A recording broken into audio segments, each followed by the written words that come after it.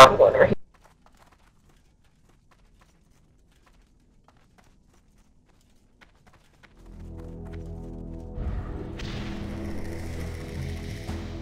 Okay, Skull's too fast.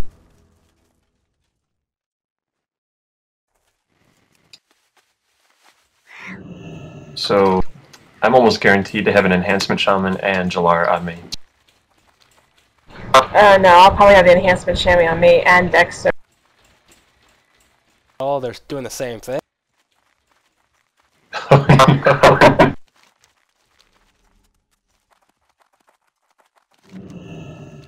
Okay. We just have to out heal them. Yeah, everyone stay out there. Start heading for them. Maybe. No, everyone's with you. Oh, then never mind. Well, the three of us are sitting out by the tunnel, so... Yeah, we're waiting for you by tunnel.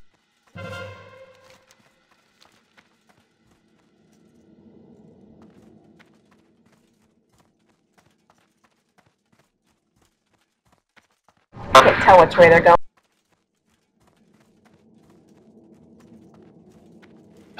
Tunnel. They went tunnel. No, wait. He's flying across tunnel. Everyone, stay with me.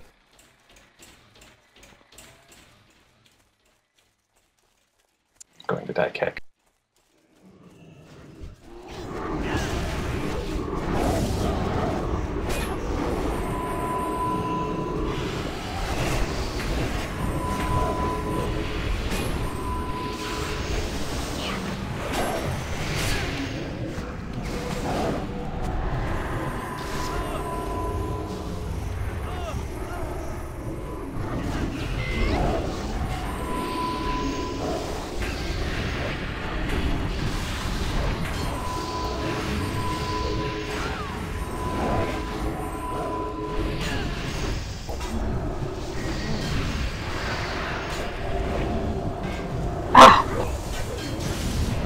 Damn.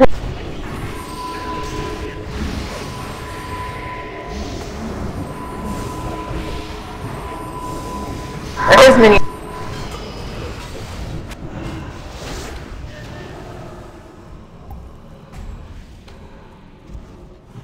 Stop still. I'm a frog, I can't. I'm getting charmed by a succubus. Oh, that was bad, I'm sorry. That's alright. I thought you were farther away.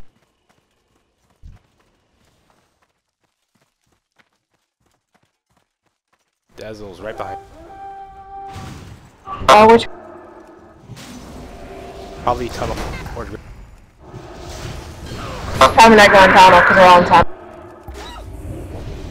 I'm not going to.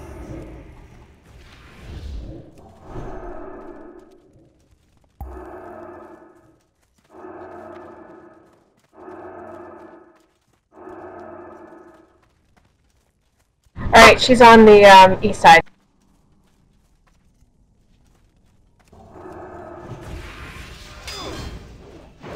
Come on guys, come up. No one's going for enemy flank. Yes!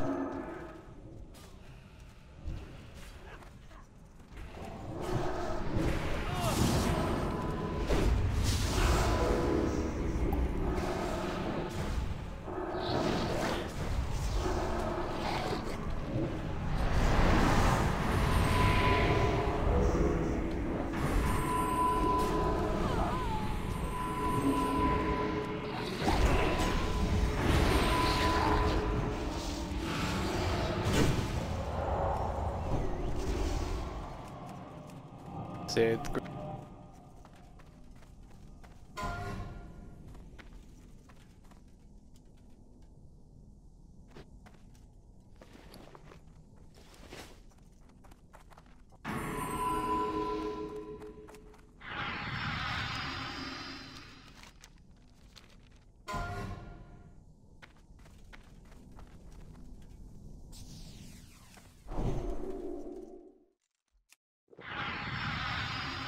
It's funny because I click on the icon, but it's showing me who's attacking you.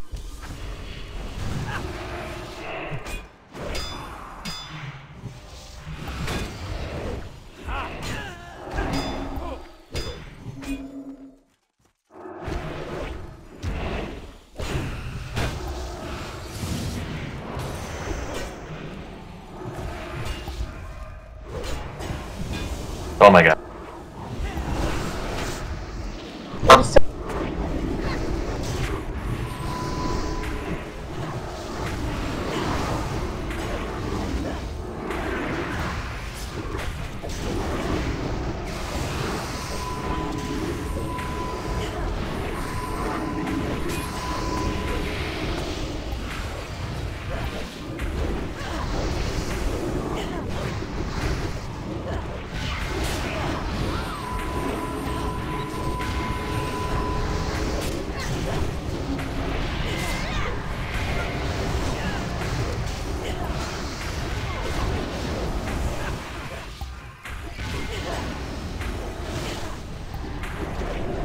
Oh, did he really bubble?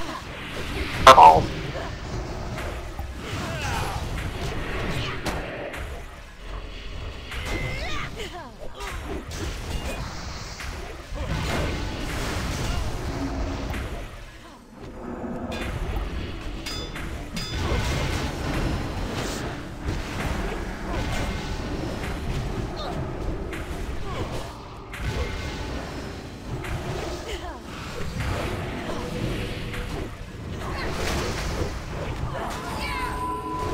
There is so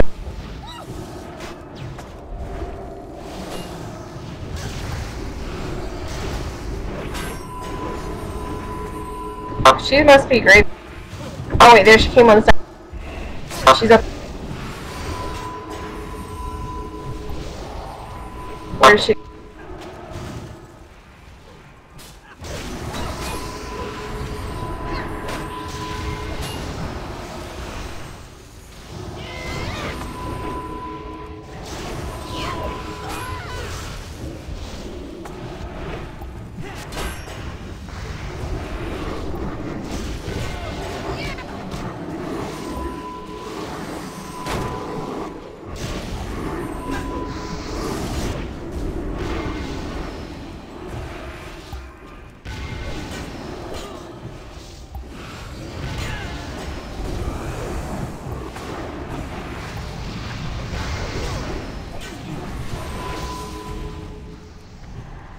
Oh my god, oh my god.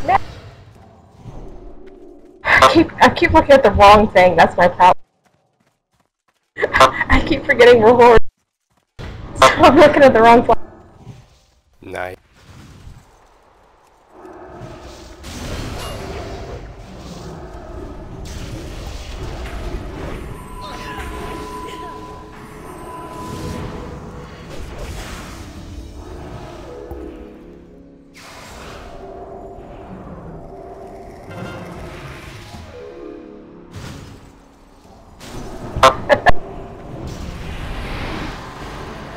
Yep. It's all just some.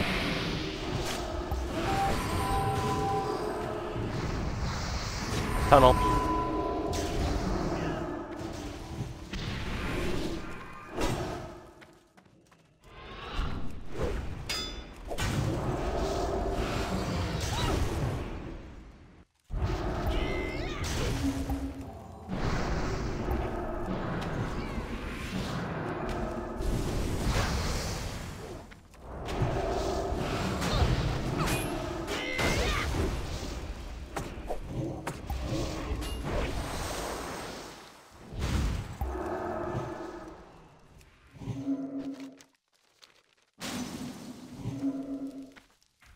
I have a daily problem, but I think I'll be okay.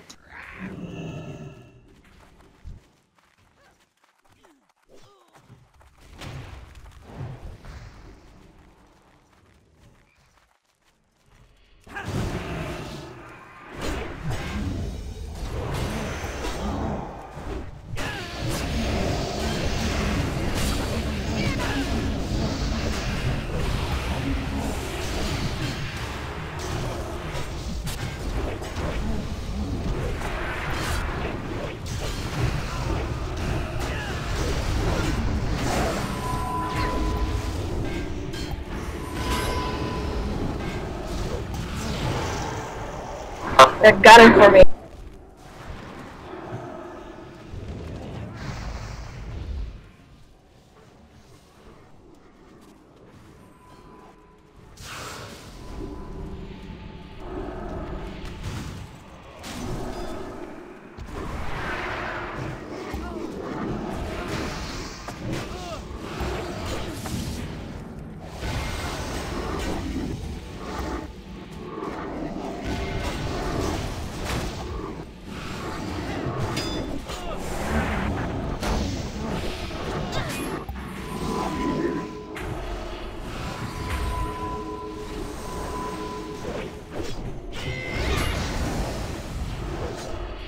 Pet's dying. I know.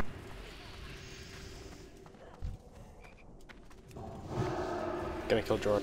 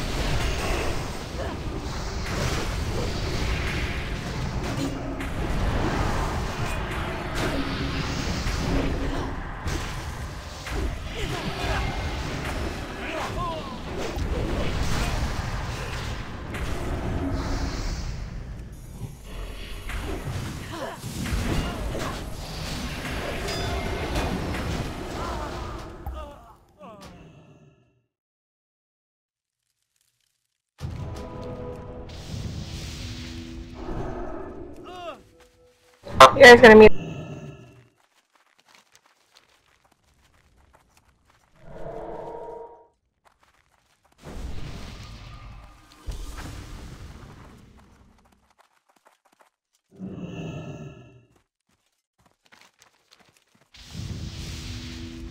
Yeah, I'm actually thinking of changing one of my talent points. Well, actually, two of my talent points. So I can get more damage.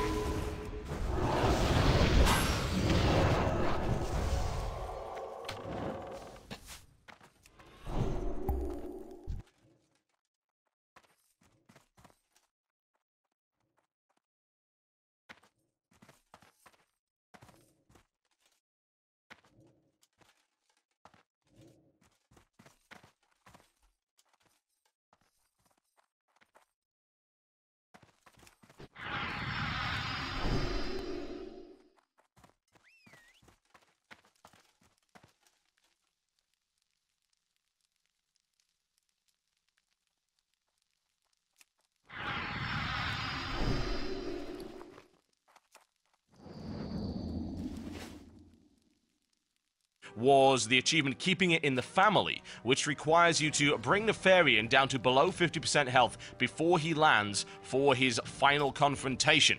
They managed to pull that off, and they were all rewarded with Drakes of the East Wind, and the video for what they were doing, well, that is in the description below this video, and it's actually running in the background as well. So if you do want to check that out, you can do that, though bear in mind the video doesn't really show you all that much. The Blizzard Art Gallery has been updated with new pieces monsters, and most of these are from the Burning Crusade, although we do also have a great picture in the background here of Grom. Sure, did not. There's also an image of the I can't get enough damn. the curator, Damn. Karazhan, and also first boss action and the Hunter.